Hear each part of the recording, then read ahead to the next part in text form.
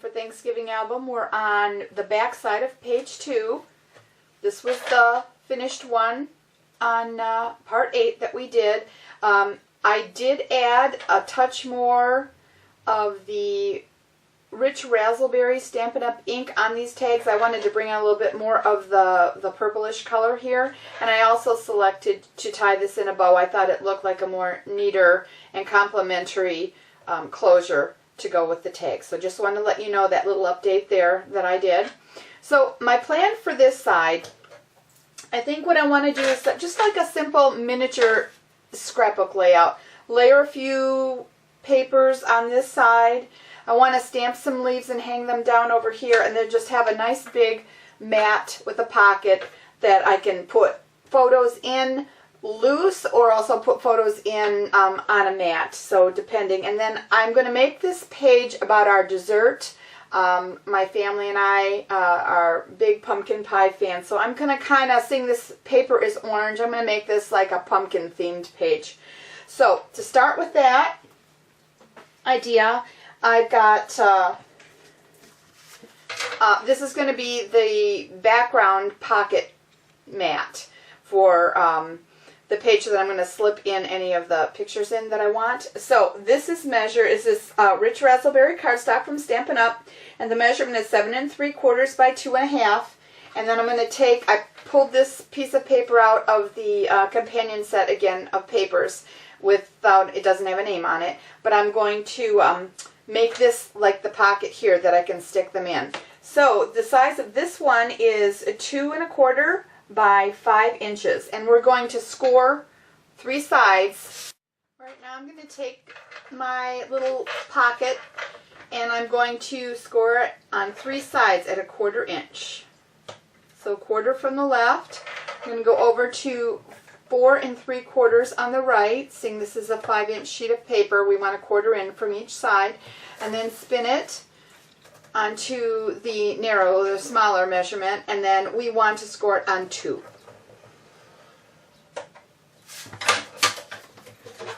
That will give us a nice edge that we can adhere onto our photo mat once we fold on here. So fold on your score lines and use your bone folder and get a good crease.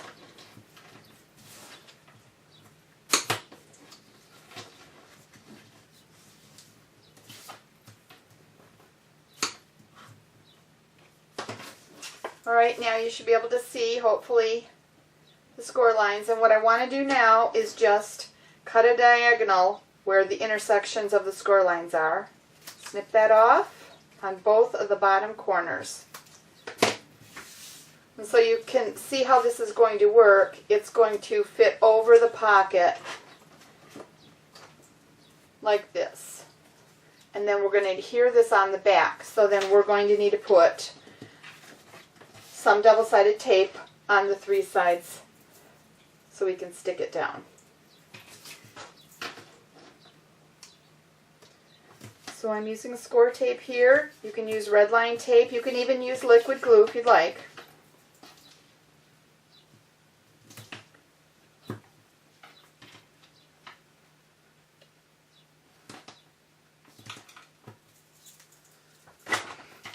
Now before I adhere this on, I want to put, seeing that I'm going to have this like this on the page, and I'm going to put a pumpkin down here. I want to stamp the word pie for pumpkin pie. So I'm going to take my broadsheet alphabet stamps from Stampin' Up! And I pulled the 3 stamps with the letters to spell pie, and I love this stamp set because it's got all the different decorative swirls on it. And seeing that this paper has a little bit of metallic on it, it's printed that way, I'm going to use the Timber Brown StazOn again for stamping because I know that it'll adhere much better that way. And we're going to, I try to keep my papers on the grid lines on my mat. I've already placed these on using the lines on my clear block, and I'm going to stamp them over to the side.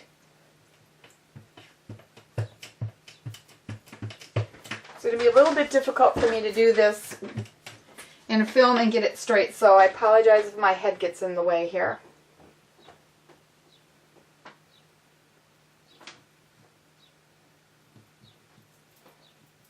Give it a good press. Alright, now that this is dry, I'm going to just take off the tape backing. I'm going to adhere it on the bottom of this photo pocket. We just line up the fold lines. I did trim this down just a little bit, seeing the paper is kind of heavy, and when you fold it, it does take up a little space. So just so you know, I trimmed this down just a hair on each side, or on one side, so that these flaps would bend over a little bit easier. They weren't so tight. But you could leave it the original measurement the way that I had it. But I think I cut it down to 2 and let me measure for you. And actually, I gave you the wrong measurements originally. I had it at 4.5, not 2.5. So I cut it down to 4 3/8. So it's 4 3/8 wide for the final size, and 6. Well, I don't know where I got the 7 3/4. Sorry about that. Alright, so that's my little pocket. Now what I want to do is, back to the page, it's going to sit here nice and neat, and then I'm going to layer some paper behind it. So I want to put something on the bottom first. Alright, I have a piece of paper that I cut out of the back of the Pumpkin Harvest paper. I'm going to use this really nice plaid. I want to put this on the bottom. So I usually cut mine a little bit wider, and then I trim it once I adhere it on, but I do cut it to the height that I want. So right now I have this at 2 1/4 by 5, and I'm just going to use my ATG.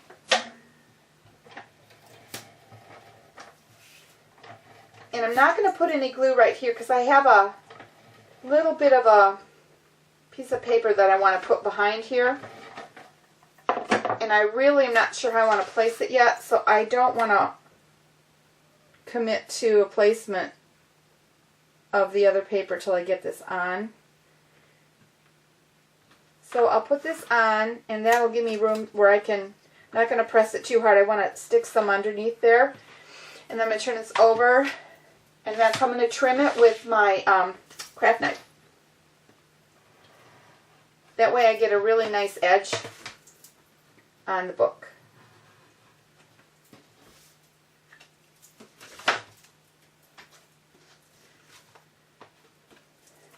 And I think, seeing that I am always edging around this with the summer star fruit, I'm going to just add a little bit more on that fresh cut mark that I have here, just so that the edges stay nice and evenly colored.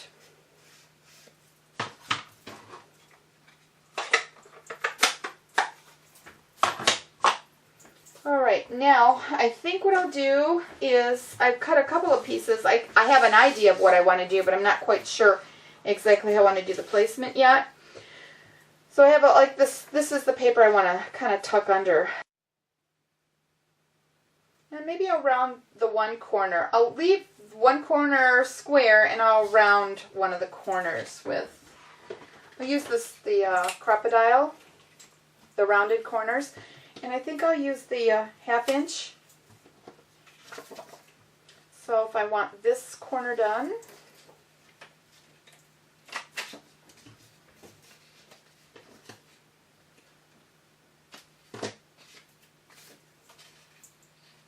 kind of mimics the roundness of the door.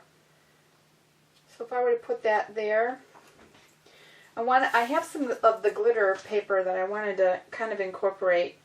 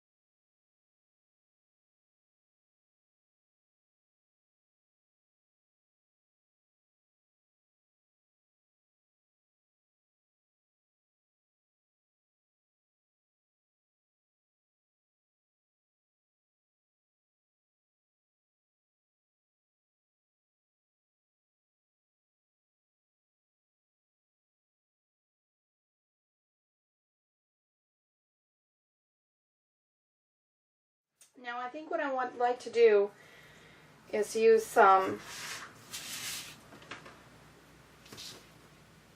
score tape on here so that it's really adhered down tight.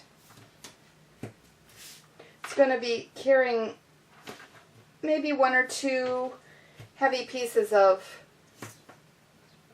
cardstock, or maybe 3 or 4 regular pictures, and with lots of movement in and out, I think it's best to have it more secured with some double stick tape.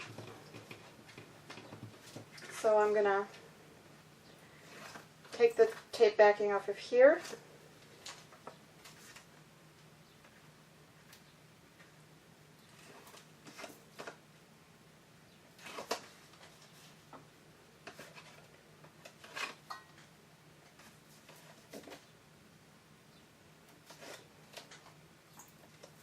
Alright, I'm going to stick this down.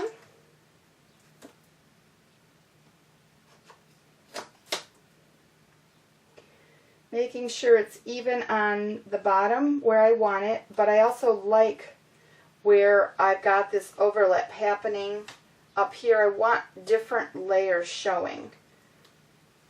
So we'll adhere it here. Make sure you get a good adhesion. Alright, and then I don't want it to interfere with pages moving in and out, but I do want it to overlap somewhat. So I think maybe if I put it around that location, that would balance the page nicely. So, a little bit of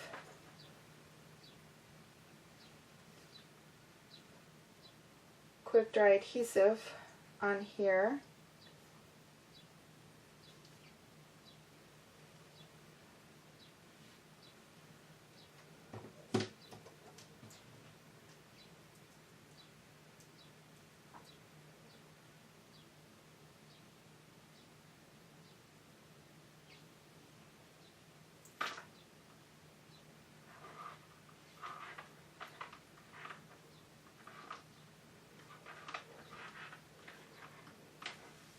Alright, I'm going to set this aside and let it dry for a couple of moments. Alright, I've picked a few of the plain cardstocks. So I've got the Cajun Craze, and I've got the Soft Suede and the Rich Razzleberry cardstock from Stampin' Up. And then I also have the stamps from Tim Holtz's collection, The Falling Leaves. And I'm not even going to put them on a clear mount block. I'm just going to emboss them with some gold embossing ink. And I'm really not worried about them being perfect, but this stamp is just amazing, so I think they'll come out fine anyway. So I'll just pull a few off. I think I'm going to do some of the small ones and cut them out. What I'm doing is cutting them all out individually afterward. So I'll just do a sample. I'm going to do the oak leaf. I'm not sure what kind of leaf this is, maybe an elm. And then these, I've already cut a maple and practiced on one to see if I like the look, and this is how it's going to look. And I thought that looked really elegant. The reason I originally thought I would go with some more natural looking leaves, but we have such a beautiful choice of papers here. And my next page, so just to give you an idea of my mindset here for why I'm picking certain colors, what we're working on now is going to go beautifully when the page flips.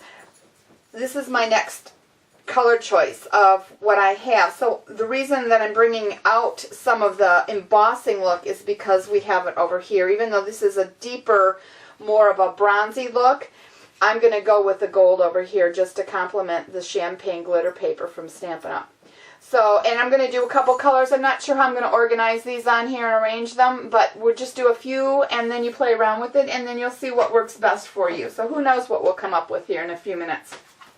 But I wanted to show you how I achieved this look.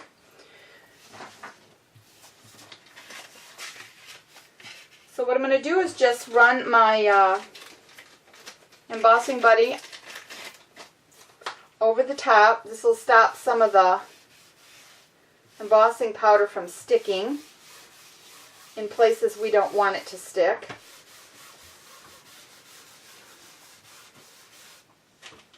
And then I've got some gold Stampin' Emboss powder.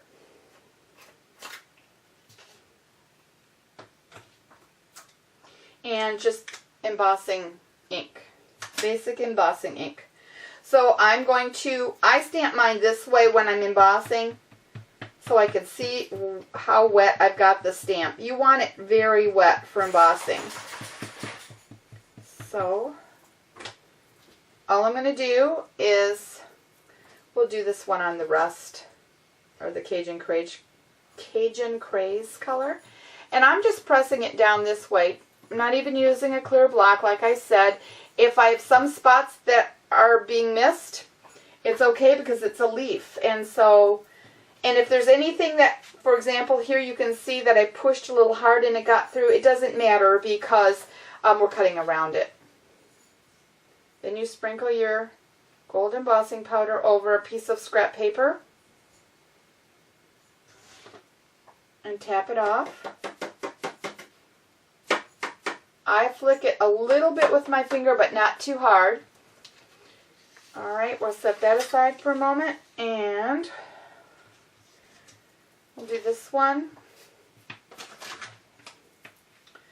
Do this long oak leaf, or elm leaf, I guess I should say. The other was oak. I'll do that on the rich raspberry. And you can see how very inked up this stamp is.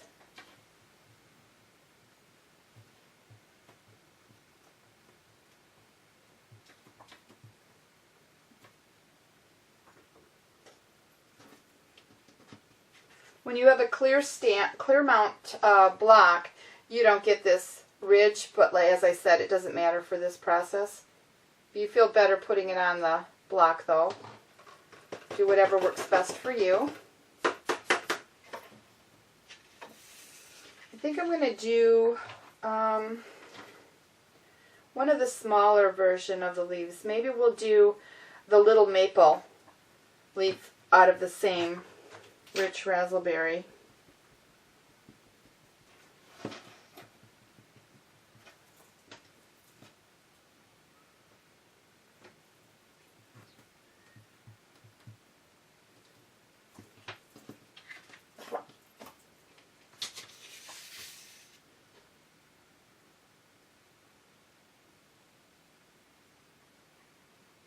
You can do these one at a time, or you can put all your embossing powder on as long as you don't bump it. I'm going to pour some of this back in my jar. Then you can just heat it all at one time. And I'm not really sure what other, I think we'll just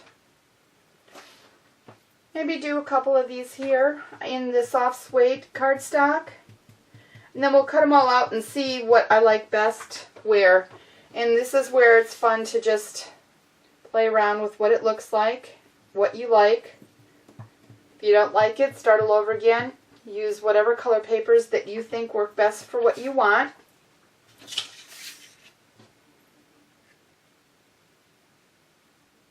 I'm not worrying about it being neat because it's being cut out, as I said. So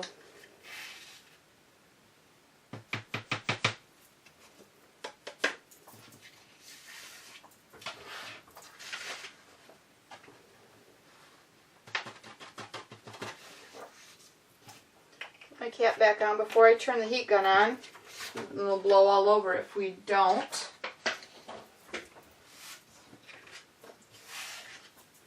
And then I'll start embossing. And what I do is I turn my heat gun on first and let it warm up, and then I'll start working it around until the embossing starts. And I will be back when I get done embossing.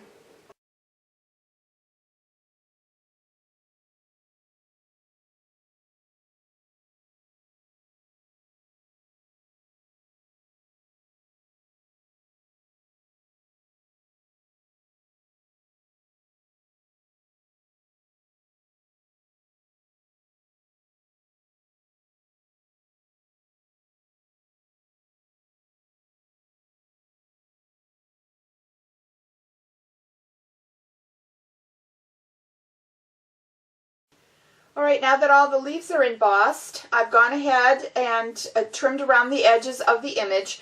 I'm going to show you exactly what I do with the pumpkins that I'm going to put next to the bottom part. So basically all I did was trim around the edge very close, left a little teeny bit of a reveal there. I've taken the Grateful Harvest paper and I've cut a couple of pumpkins out because I'm going to put them at the bottom. And so I'm going to show you by cutting a third one of these how I trimmed around here. I also trimmed a little leaf off of this paper that I'm going to tuck in here. So I've zoomed in a little bit closer for you so you can kind of see. I just take an image off the paper, whatever I kind of feel that would look nice on the page, trim around it, do a rough trim around it first, and then we'll go from there by trimming out very closely.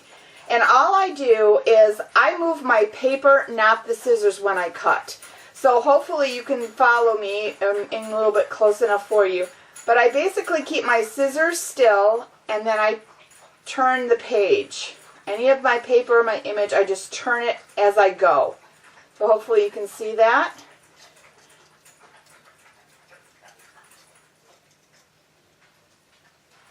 And you can always come back and trim more, but I just go around the whole image. Alright, and then we're going to put the last one on top, so that everything kind of lines up. And you'll see that there's that little bit of dimension. Some of these are cut a little bit off, which is a good thing because then you see a little bit of a layer, a look. So hopefully you can see that. That's the look that I wanted. Just a very low dimension, but enough that's going to look really cute on this page. And I'm going to put it about right here. So we'll secure that now. Take off the rest of the backing.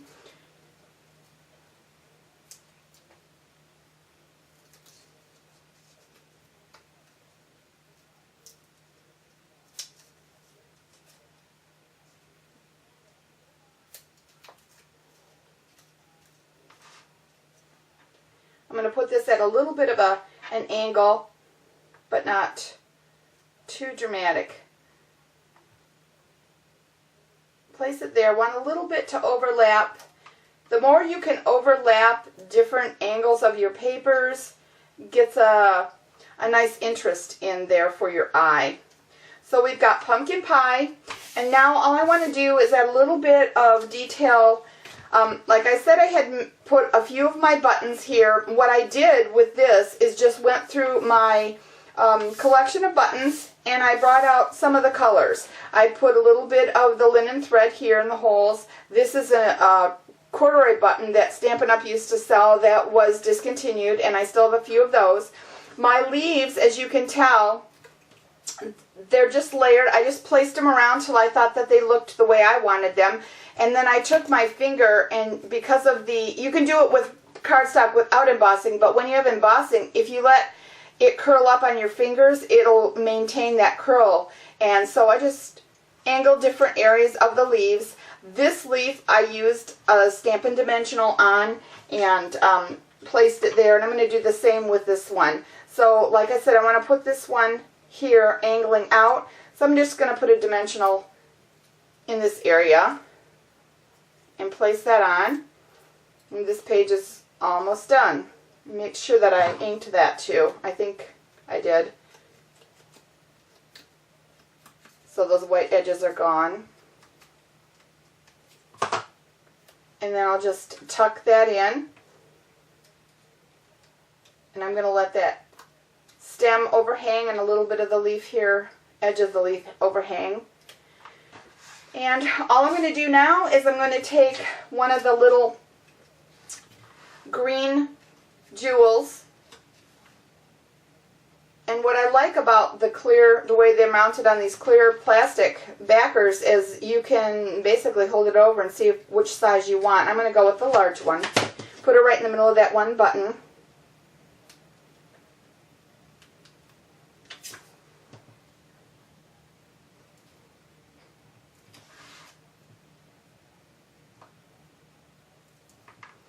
And my final little embellishment is I'm going to use the Stampin' Up's Candy Dots. This is the neutral color collection. And again, what I like about the clear backing is you can hold it up against your project. I'm going to put 3 dots over to the side to bring your eye all the way down. And so you can hold these and decide what color. So I could bring out this nice gray, but I think I'm going to keep the suede color. Soft suede looks the best. It's the colors we've been using. It's what's on this leaf here. So I'm going to use the soft suede. They match all of the colors in Stampin' Up! For the categories, the collection. So Neutrals has the soft suede. And I'm just going to line these up. 3. I use an odd number. It works best for your eye if you use an odd number. And I'm not measuring these. I'm just going to lightly put them down and then hold it up and make sure that it's pretty close to what I want it to be. You don't press it down. You have a little option to move them a bit. So let me see. Alright, that looks pretty good to my eye. So that is the final page. We've got a couple of photo mats that I can actually journal on the back or put photos on the back. There's enough room in this pocket so you get a little bit of depth there too. So that is the end of this page. So please join me for the next video where we're going to work on the back cover. We'll do the front side on the next video of the back cover. Thank you for joining me. Bye.